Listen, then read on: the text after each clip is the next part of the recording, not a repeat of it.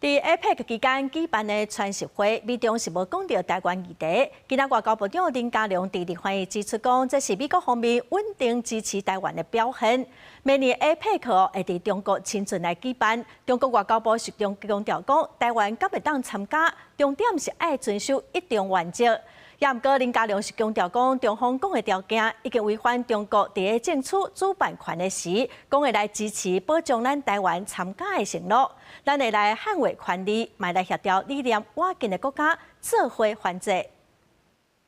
川习会为触及台湾，美方展现对台的支持的稳定延续。80分钟的传习会无讲到台湾，外交部长林佳龙指出，显示美方对台立场一致，台湾对美国绝对不是谈判条件，是重要的经贸伙伴。这一次当然没有意外发生，都是因为台美很好的沟通，不可能去把贸易谈判跟台湾去挂钩。那这些我们的战略沟通也有一些效果，在所谓的非红供应链或民主供应链上，其实台美是有很大的一个合作的空间。我们现在逐项的在盘点，要对接。另外，咱也讨论甲欧洲的交流，外媒报道，林佳龙到会访问欧洲经济局，同时派人别方北约总部，讨论伫国防甲 AI 领域合作。林佳龙对细节无言提供，敢若表示，外交部的欧洲专函咧全力强化台欧关系。基于当然跟对方国家的默契哈，我们都会就